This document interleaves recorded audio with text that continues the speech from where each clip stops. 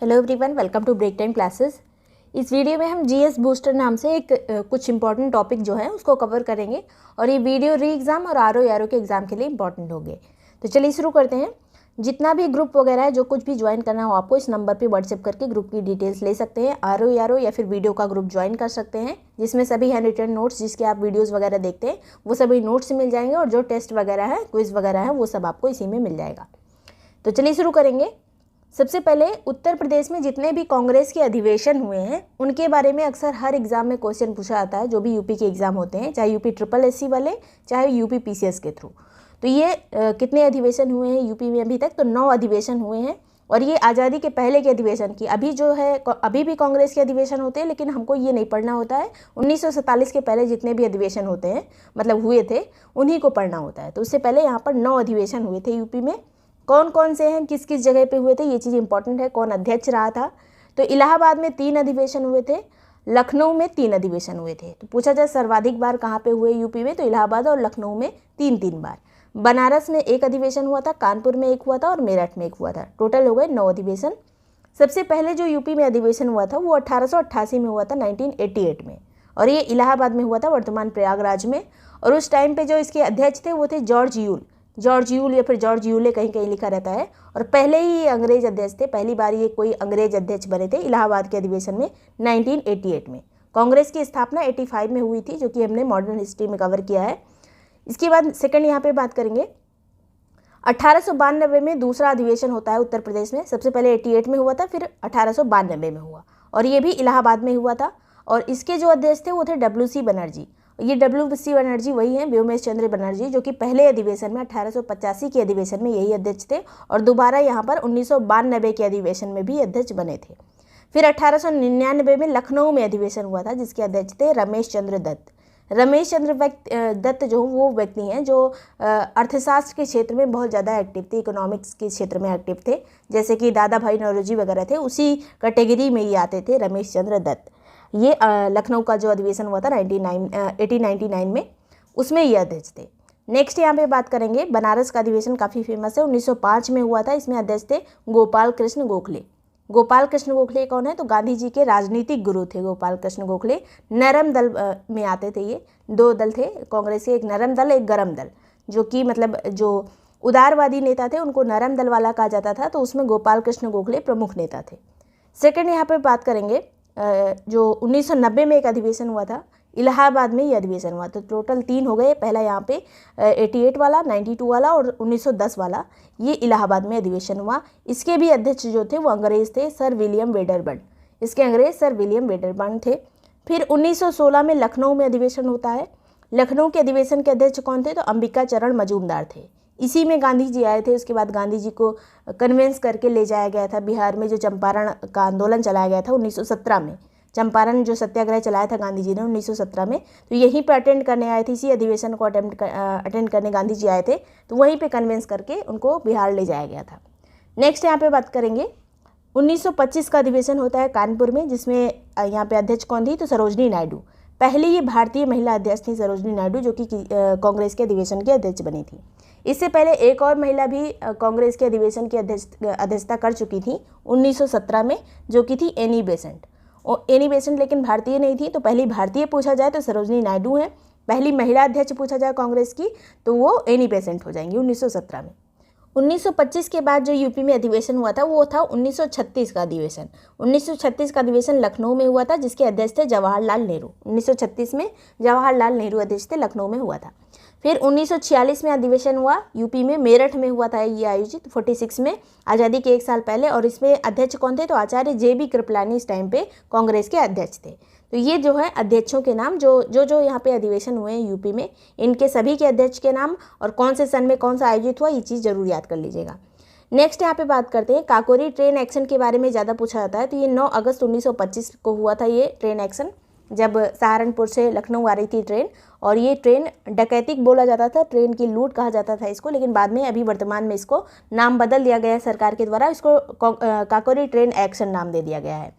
तो इसमें जिसको जिसको फांसी दी गई थी, उनको कहाँ पे फांसी दी गई थी वो मैचिंग में आ जाता है, या फिर कौन सा युग्म सुमेलित नहीं है, इस तरह से आ जाता है क्वेश्चन। तो राम प्रसाद बिस्मिल जी को इसमें फांसी दी गई थी गोरखपुर में। अशफाक उल्लाह खां को फैज़ाबाद यानी अयोध्या में वर्तमान, राजेंद्र लाहिड़ी को फांसी दी गई थी गोंडा में, और रोशन सिंह को नैनी जो जेल है वहाँ पे प्रयागराज में फांसी दी गई थी। रोशन सिंह प्रयागराज, राजेंद्र लाहिड़ी गोंडा, अशफाक उल्लाह खां फैज़ाबाद और राम प्रसाद बिस्मिल गोरखपुर में इनको फांसी दी गई। चारों के नाम और कहाँ कहाँ फांसी दी गई एकदम रट लीजिएगा।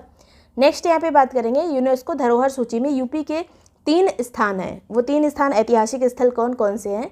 तो पहला तो है लाल किला आगरा का। आगरे के किले को भी लाल किला ही कहा जाता है और अकबर ने इसका निर्माण कराया था। तो 1983 में इसको यूनेस्को धरोहर का दर्जा दिया गया था। फिर ताजमहल को भी दिया गया है, आगरा का ही है, 1983 में ही इसको भी दर्जा मिला था, यूनेस्को साइट में इसको रखा गया था।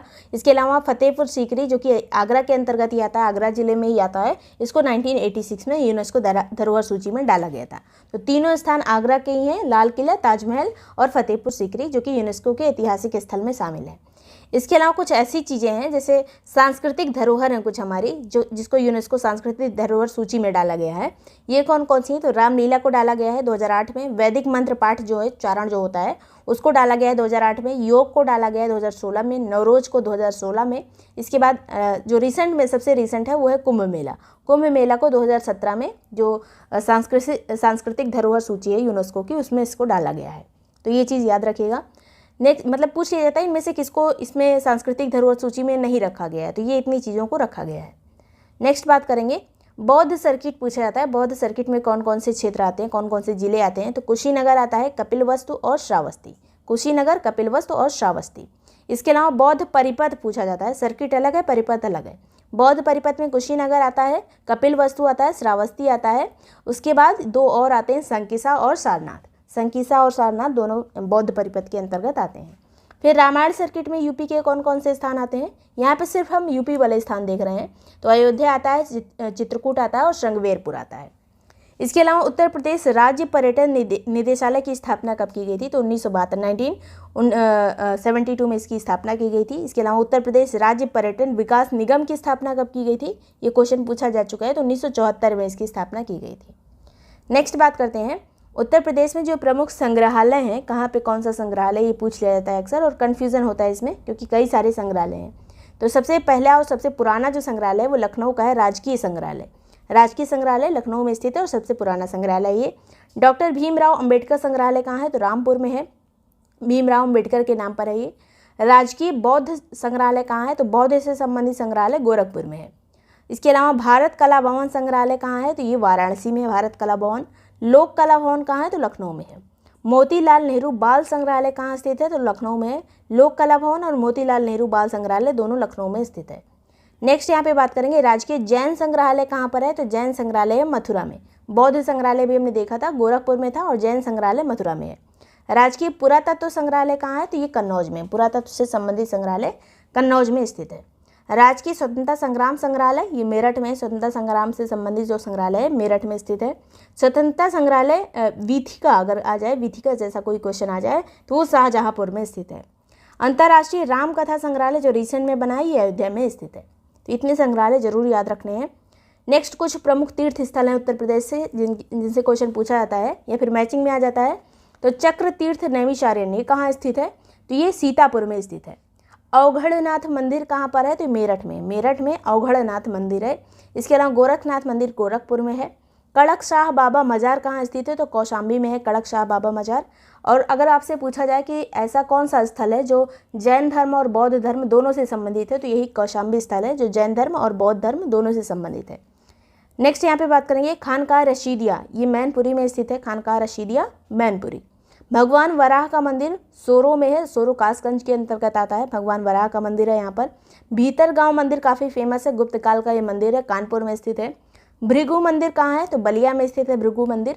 और बलिया एक चीज़ के लिए और फेमस है कि ये उत्तर प्रदेश का सबसे पूर्वी एरिया है, मतलब पूर्वी जिला है, सबसे लास्ट में यही पड़ता है पूरब में।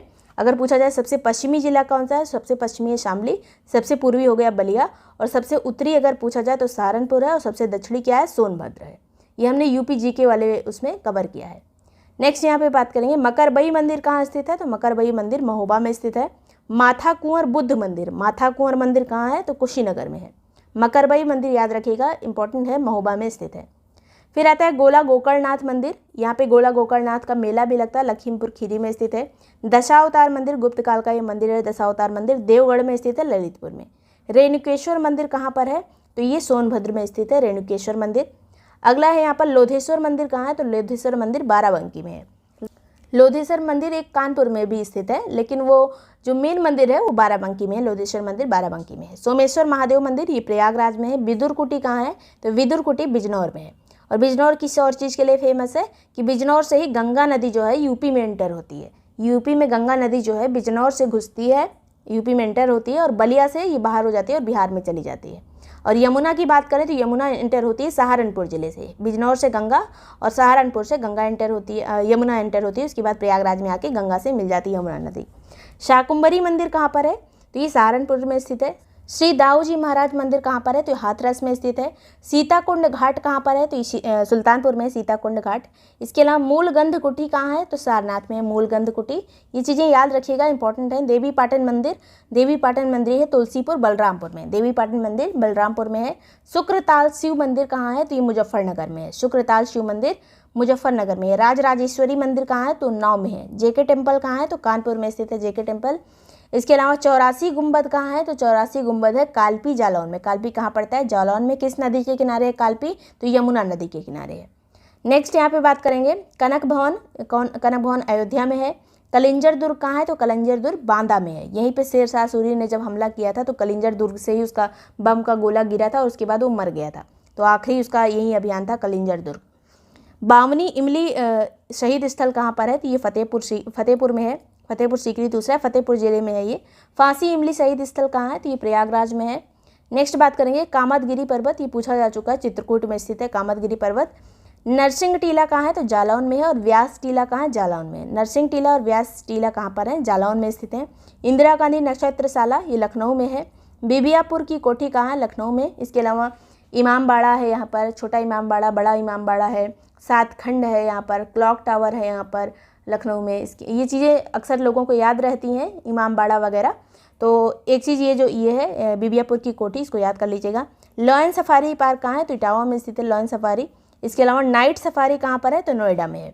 जैव प्रौद्योगिकी पार्क कहाँ है, लखनऊ में। बुद्धा थीम पार्क कहाँ है, तो ये सारनाथ में है। नॉलेज पार्क कहाँ है, तो ग्रेटर नोएडा में है। तो ये इतनी चीज़ें जिनसे सबसे ज़्यादा क्वेश्चन पूछे जाते हैं। तो ये पसंद आया हो, यूज़फुल लगा हो तो लाइक और सब्सक्राइब कर लीजिएगा। इसके अलावा कोई भी ग्रुप ज्वाइन करने के लिए जो नंबर दिया इस पर व्हाट्सएप करके ग्रुप की डिटेल्स ले सकते हैं, उसको प्रॉपर्ली पढ़कर ग्रुप को ज्वाइन कर सकते हैं। Thank you so much for watching break time classes.